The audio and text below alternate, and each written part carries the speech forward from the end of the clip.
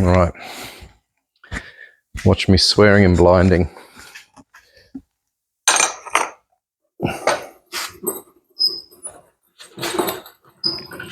Come over here. This way. Come on. This way. All right.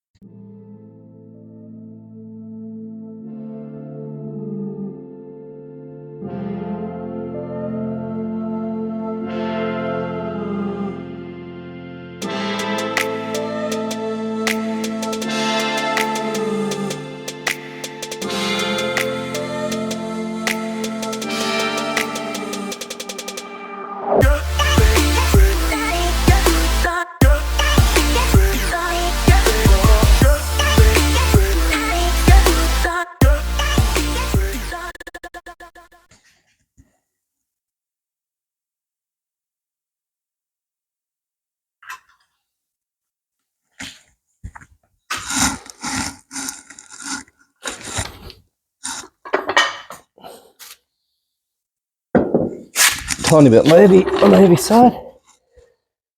Not terribly heavy though. All right. Get my body on the line under the car.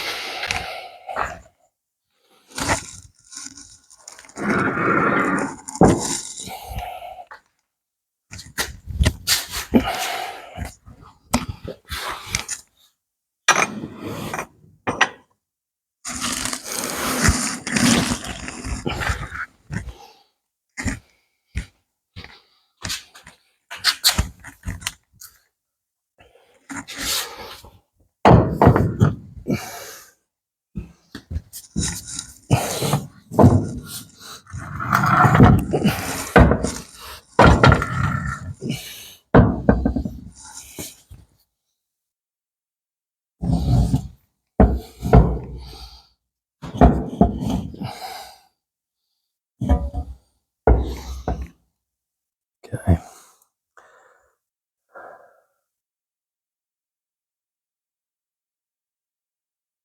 Just trying to remember how I got the body up on these stands. That's going to be critical for getting the axle in the right place. Ah, yes, I remember now. 'Twas the engine crane.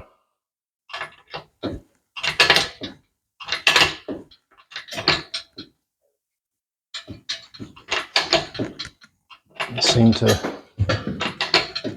be clear. Chassis stands. I'll put them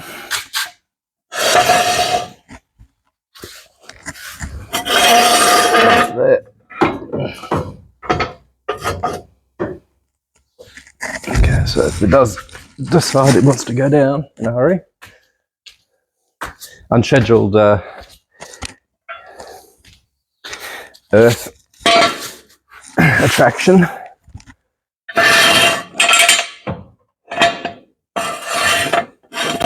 We're going to drop onto them. All right, everyone happy with the safety? Let's get in here and try and line this up. You're not going to see much, folks, but hey, trying to give you an entertaining weekend's viewing.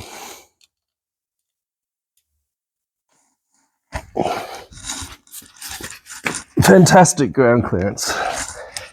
That is always a bonus. Right, so it's got to go above that.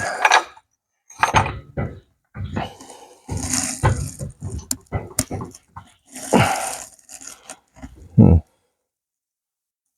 we do it? Oh yeah, look at that. You can't see.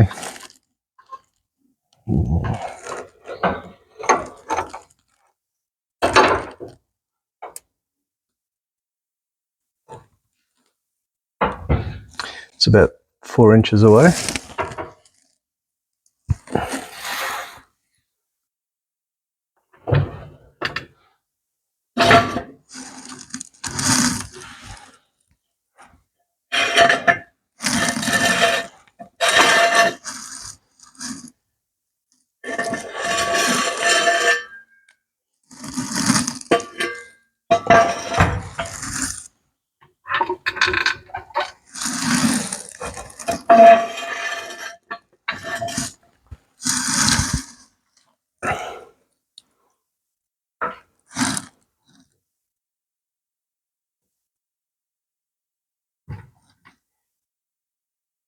Trying to line the drive shaft up with the back of the trans here.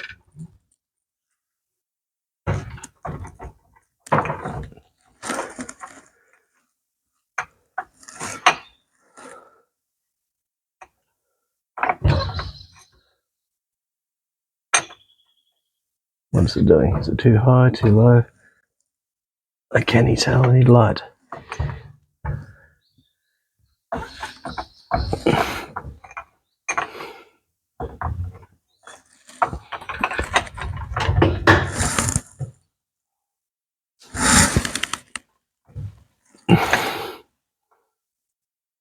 I need some light. That's what I'm coming up. Hello, everyone. Feels like this also needs to come up. Get it up a bit.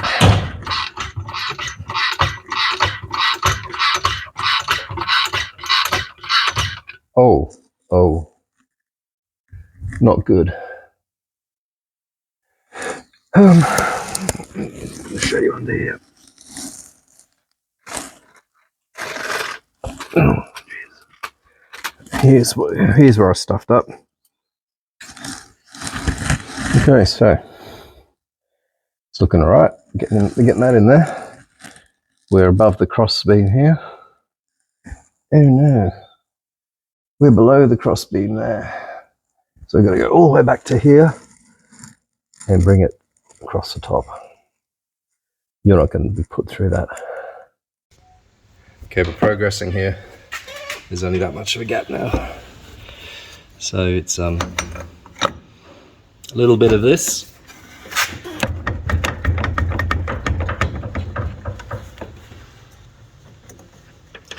That's going to be good enough just to grab a bolt, I think. Oh, look at that. It's on the jack at the back and it's got wheels, so I think we're in, folks. That's bloody good news. Righto. Tighten those 4 bolts up.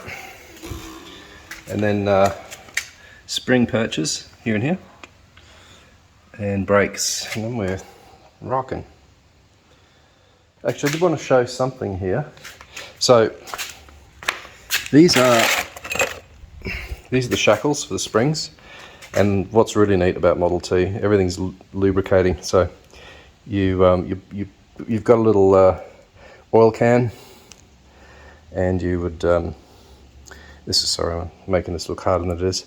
This is spring loaded, that's why it's trickle your oil in there, and it comes through into an oil hole in the middle of the shackle, and this is wearing against a brass bush, so that's how you lube. So I've obviously had to clean these out. These were quite blocked, and yeah, so that's part of the shackle system. And yeah, bring you back soon. Righto, suspension, transverse leaf spring,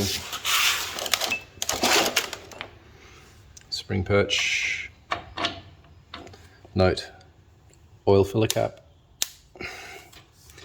On the other side I need to replace the oil filler cap. The lid's broken off. I've got a couple of spares I bought.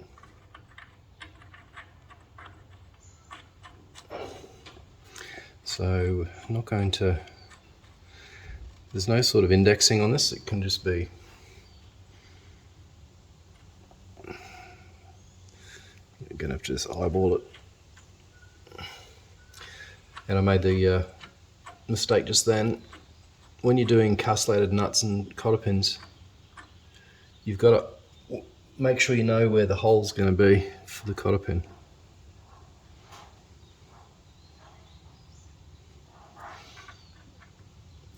In this case it's horizontal. Watch as he fights to get a 110-year-old nut onto his spring perch. Okay, I don't feel like I want to do that super tight. It needs to be more or less self-centered, I think. Okay, shackles, they go this way. So through each of those. This one's missing its filler, so I'm going to put this one to the top at the back so I know where it is and it'll be easier to access. Now I can't be putting these in dry, so let me get my little oil can.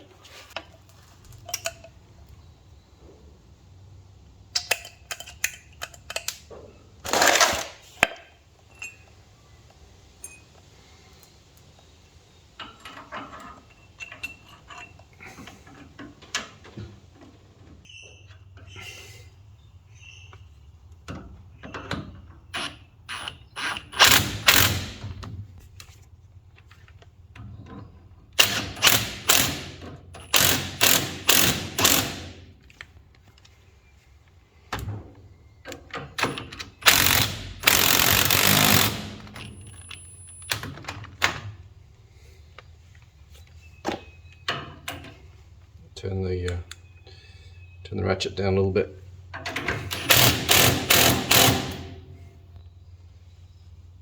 Alright. Going to the other side.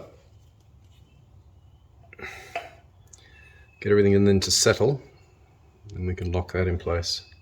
So these just press in. So they should just wiggle out.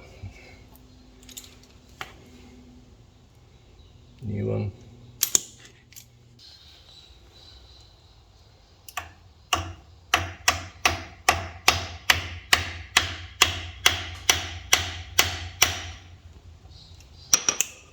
Good. The juice all over the floor. Okay.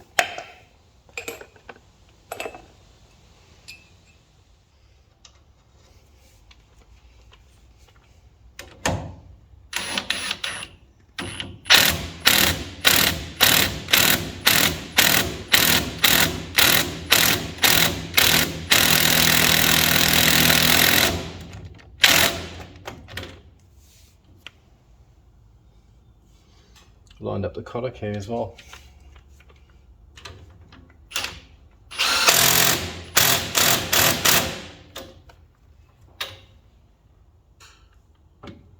And I haven't lined it up on there. Righto, folks. We're on the home straight. So I've got a cotter pin, 4 of those.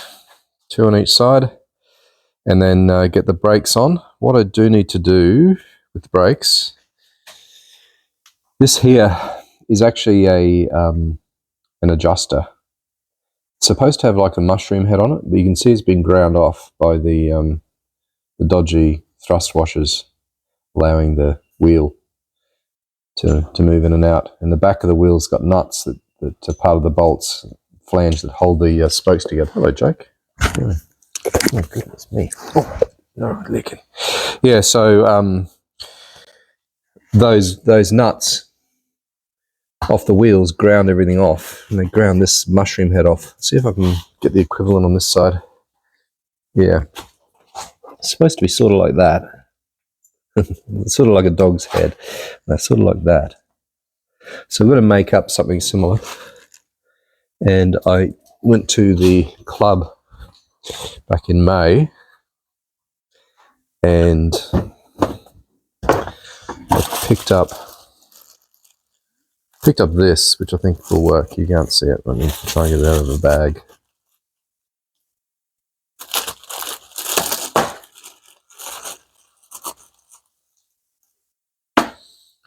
So it's the right thread, and I might just make that a.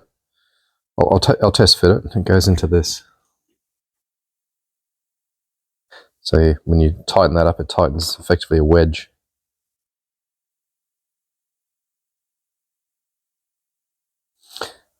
Need a bit of clearance in there, I think. But that's probably going to fit as is. Maybe a little bit of adjustment. Sorry, a little bit of adjustment. Yeah, so that's the job. Get the brakes back together. I recognise that the brake shoes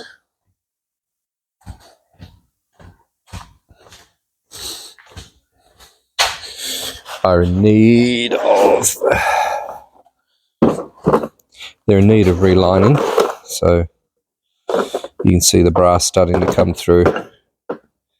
There's a couple here that are pretty much worn out. Yeah, these ones, you can see the rivets are wearing. And of the 4 springs, I've got one that looks like a, I don't know, old carby spring or something.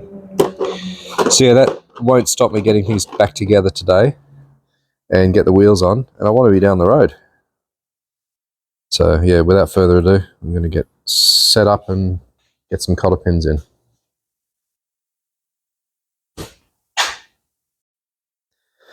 Now, because these cotter pins are outward or outside the car where people can see them, I'm just going to quickly do some blackening on them.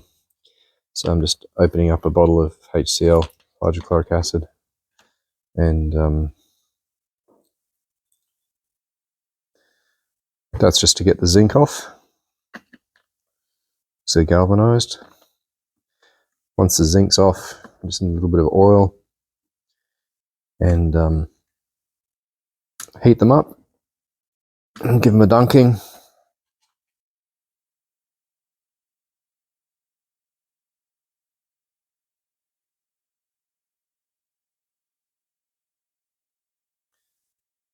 Yeah, it looks like they're good. Just go and rinse them off.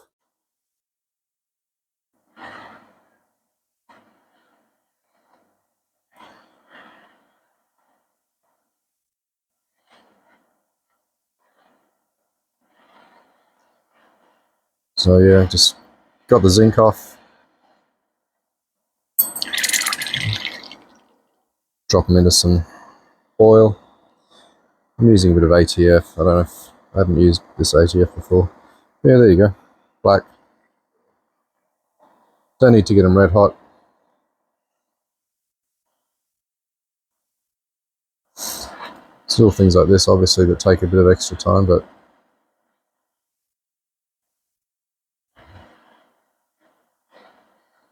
in my view, worth it. Cars in 1914 didn't have galvanized split pins, cotter pins.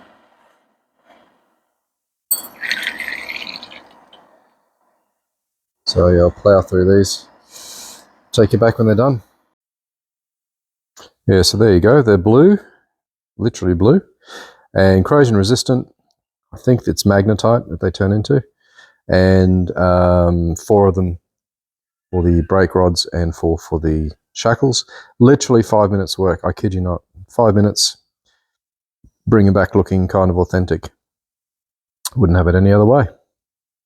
Moving on. Check this out. No modification necessary. Slotted straight in. Geez, if I can find a second one of those, I'm going to go for it. I might be able to tap it in a little bit, but that's all going to be good. Well, my excitement level decreased. Now, the issue is that this old bolt missing the mushroom head, threaded all the way. This one isn't. I need all the threads. Can't get access to the right tap for that. So what I've done is I've drilled and tapped that, which will accept an M6, and it will go in like that. Sorry, not showing you very well here. So, oh, it's back to front, sorry.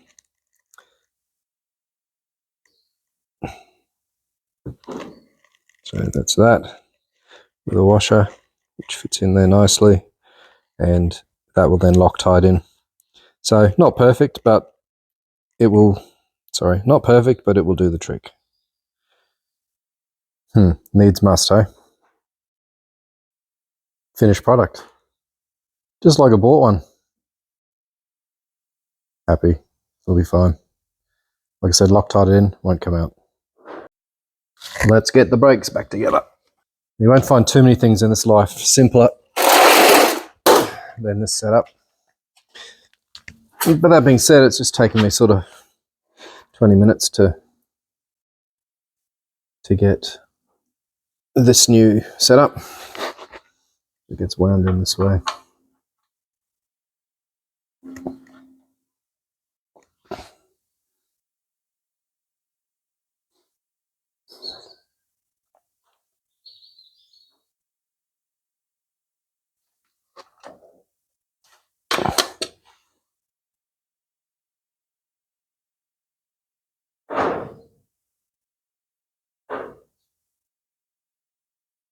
Okay. These are an aftermarket setup. I think they're called Stevens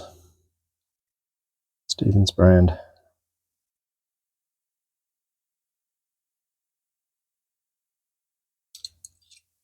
Can't get them anymore, unfortunately. I think the claim was that they allow you to have actual braking experience with the handbrake.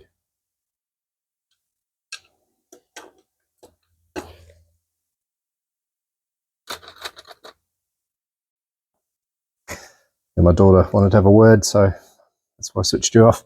Yeah, so that's pretty much the setup. And this has a little tab on the back here where you just tighten up. And obviously as you tighten it, pushes that block, that wedge, pushes it this way, spreads them out.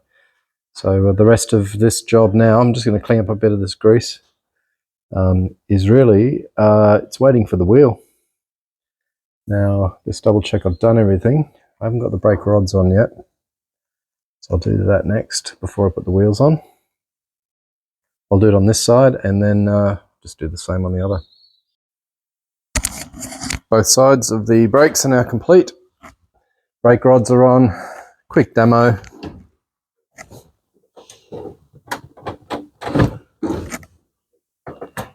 Hopefully something happened then. That's how the brakes do their braking.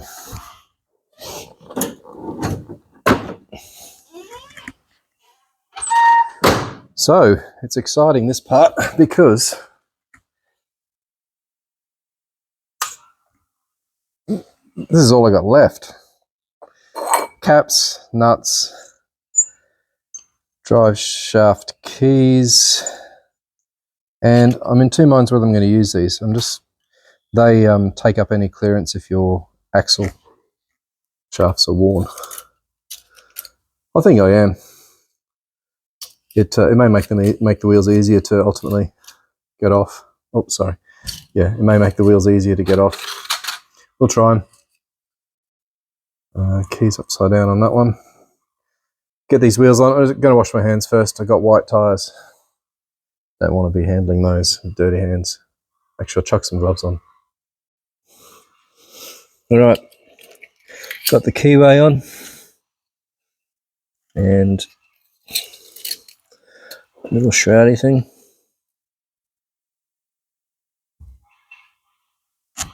There's the wheel.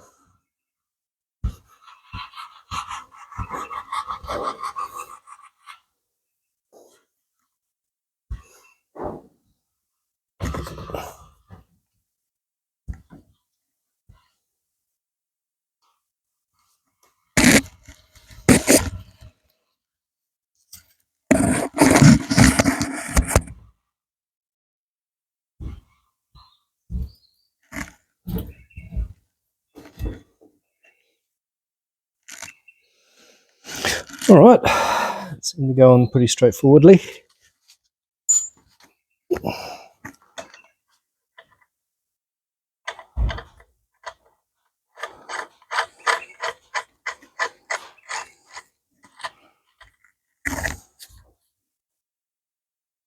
Okay, so these just go on tight.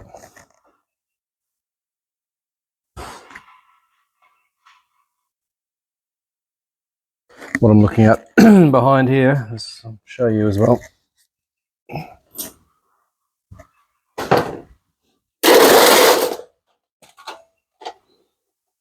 Okay, you can see what I'm seeing here. So this gap here, that has to be fairly minimal. So we'll see how much the this gap here. So we'll see with a the tightening how that ends up looking. Yeah, if that gap doesn't close up, I'll be taking those shims out.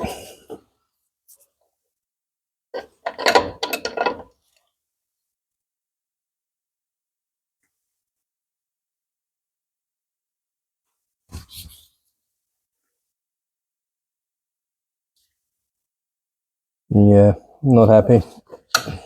My ow, just shanked myself on the motorbike. Yeah, not happy. My axles aren't worn, so take those off. All right, take two.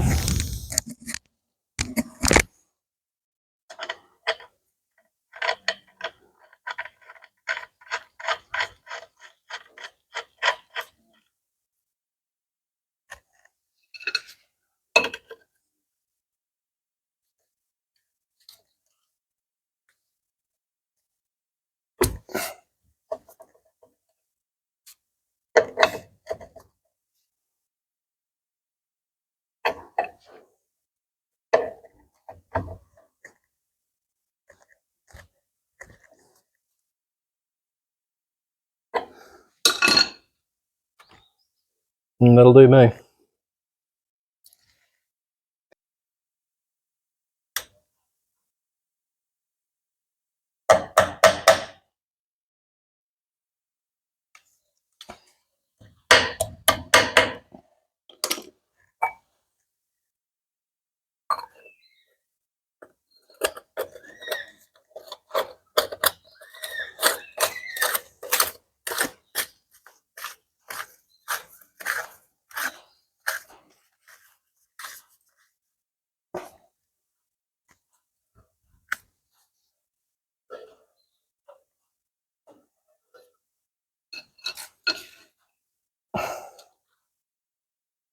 Let's adjust the brakes. Principle's the same with most brakes. Just tighten it up until you got a bit of a drag. Just a little drag. And back it off. Just a hair.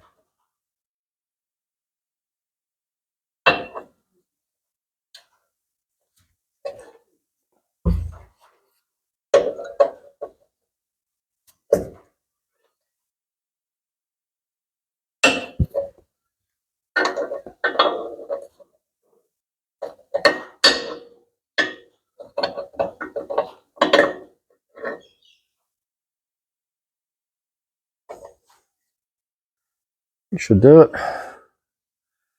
Let's rip that brake on. See what we got.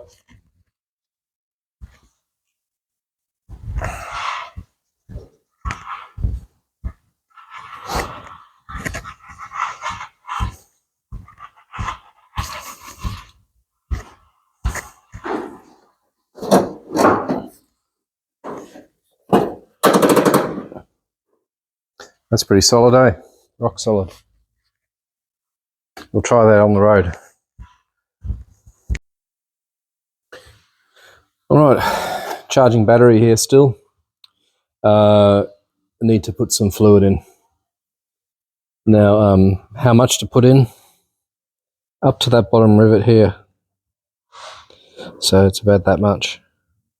Obviously, if you get too full, it'll fling it out. It'll obviously, if you go to the bottom of this, you're in your actual axle tube. You don't want that at all.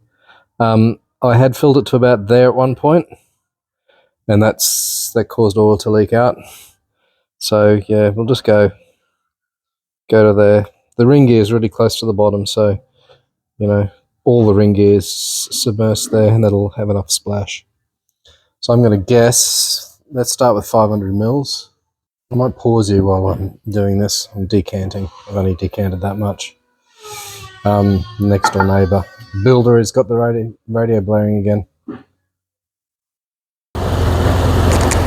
Alright, she's running. Sounding very nice and smooth. I just want to come and listen. It's silent, which is awesome. Bit of brake noise there. This wheel's fanging it.